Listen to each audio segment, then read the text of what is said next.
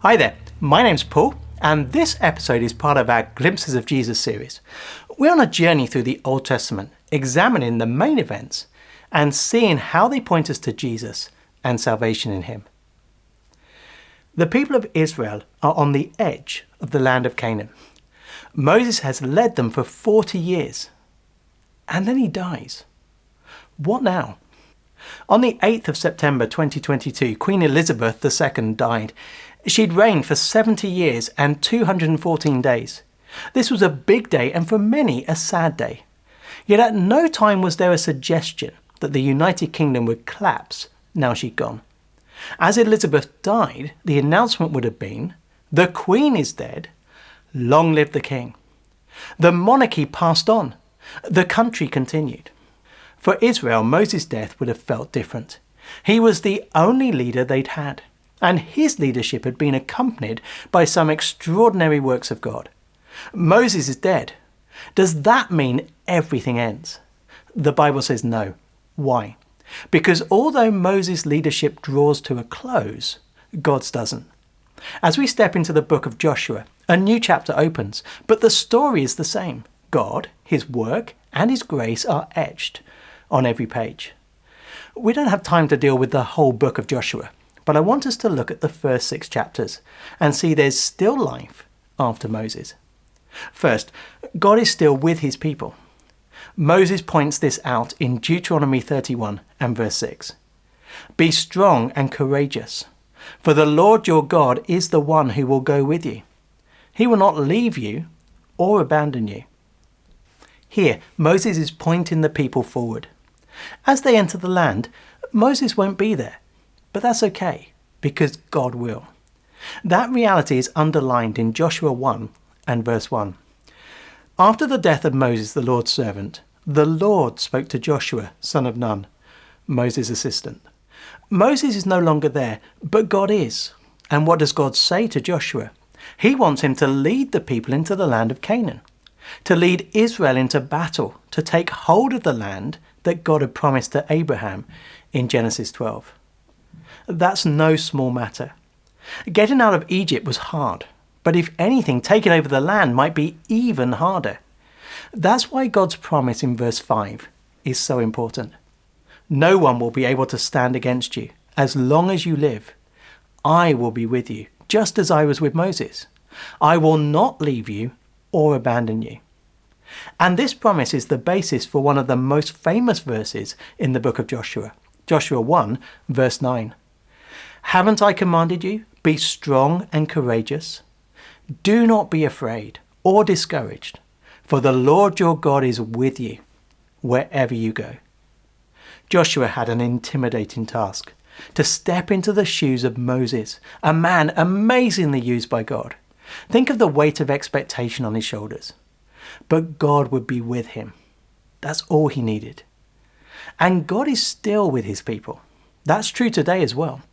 At the end of Matthew's gospel, Jesus calls his church to spread the gospel around the world. That's a difficult task. Here's his final encouragement. And remember, I am with you always to the end of the age. Who's Jesus? He's the eternal Son of God who has become man. He's the Lord who appeared to Moses and now to Joshua. What does he promise? He'll always be with his people. In Acts, we see the good news of Jesus advancing. We see people being saved. But then the apostles die. What next?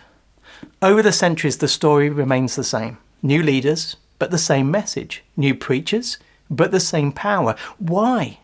Because Jesus is with his church. Think of the highlights from church history. Times where God's work was particularly evident. Europe in the 1500s. The Great Reformation as spiritual light shone in darkness. England, Wales and Scotland in the 1700s. The Evangelical Awakening as the good news of Jesus was preached and many were saved. The work of missionaries like William Carey, Hudson Taylor and Gladys Aylward. These are just a fraction of incredible moments over the centuries. Great times of blessing from God and growth in the church. Can the same thing happen today? Absolutely. Why? Because the same Jesus who was with them is with his church today. Whatever era we live in, wherever we are, Jesus is with his people, and that makes all the difference. We can be bold and courageous as we do his work. So there's life after Moses because God is still with his people. But that's not all. There's a second reason. God is still working on behalf of his people. That's evident in chapter 3. Before they enter the land of Canaan, Israel have to cross the river Jordan. There's no bridge and there's no ford. How are they going to do it? Here's verses 7 and 8. The Lord spoke to Joshua, "Today I will begin to exalt you in the sight of all Israel, so they will know that I will be with you, just as I was with Moses. Command the priests carrying the Ark of the Covenant. When you reach the edge of the water, stand in the Jordan." The priests were to carry the Ark of the Covenant, the visible symbol of God's presence with his people. When they get to the water, they are to step in it. What would happen? Now the Jordan overflows its banks throughout the harvest season. But as soon as the priests carrying the ark reached the Jordan, their feet touched the water at its edge, and the water flowing downstream stood still, rising up in a mass that extended as far as Adam, a city next to Zarethan. The water flowing downstream into the Sea of the Arabah, the Dead Sea, was completely cut off, and the people crossed opposite Jericho. Notice how the Bible tells us the river is in flood. This is the worst time of year to attempt a crossing, but as soon as the feet of the priests touch the water, an invisible dam is put in place. The people walk across on dry ground. Remind you of anything? Here's the Red Sea crossing all over again. God is at work. We see the same reality as Israel take Jericho. In chapter 5, Joshua meets the commander of the Lord's army. This person is clearly more than an angelic being. He's the eternal Son of God, the one who would come as Jesus. And he gives Joshua a plan of attack. What is it? It sounds a bit crazy. On day 1, the people of Israel were to get up and march once around the walls of Jericho. The next day they were to do the same. In fact, for 6 days, that was all they were to do. On the 7th day, they were to march around 7 times and at the end shout and blow trumpets. As if that would work. Yet it does. Here's chapter 6 and verse 20.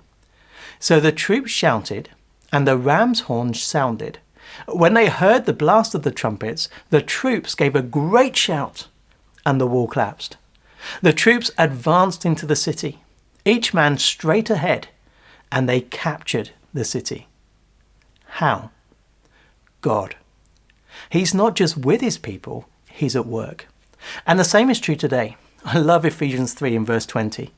Now to him who is able to do above and beyond all that we ask or think, according to the power that works in us. God's power is an extraordinary power. He can do beyond what we can ask or think. But notice where his power is working. In us. This is the reality of salvation through Jesus. Sins forgiven, life with God, his power at work in us.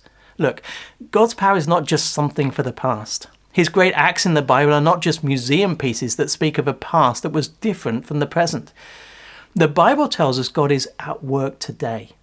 How? Well, he's saving people. He's transforming people. He's protecting people. He's guiding people. He's equipping people. He's bringing people into his glorious eternity. And if we aren't seeing this, it might be we need our eyes to be opened. It could be we need to be on our knees and asking for him to work. Maybe he's teaching us patience or reliance on him. It's not because he's stopped working.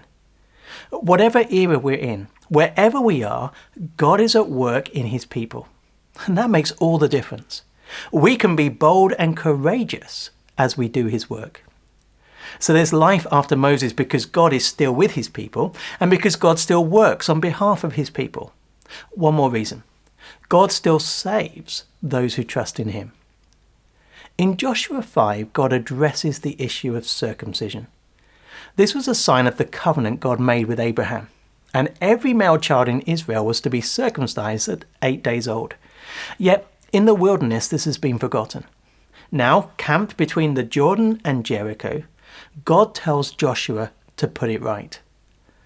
At that time the Lord said to Joshua, make flint knives and circumcise the Israelite men again. But why now? Wouldn't it have been better to do this on the other side of the Jordan, before they were camped slap bang in the middle of the enemy? Circumcision would put all the men out of action for 2 to 3 days. They'd be easy prey for a Canaanite army. To follow God's command here is not just obedience, it's faith. It's belief that he will keep those who trust in him. The days pass, the men heal, and they're safe. God saves those who trust him. We see the same truth when we look at Rahab. She was a Canaanite prostitute who protected 2 Israelite spies who had been sent to check out Jericho. Before they headed back to the camp, Rahab pleaded with them to spare her life and the lives of her family. They promised her safety, but she'd have to hang a red cord in her window. It's not made explicit, but that seems to be a nod back to the Passover, where the Israelites had to paint the blood of the Passover lamb on their doorposts and door lintels, with the assurance that judgment would pass them by. Roll on to the defeat of Jericho. The walls have collapsed. Jericho has fallen. What about Rahab? She survived. Joshua 6 and verse 23 tells us, "They brought out her whole family and settled them outside the camp of Israel." Rahab believed God and was saved. More than that, read the genealogy of Jesus in Matthew chapter 1. Check on verse 5. Whose name is there? Rahab.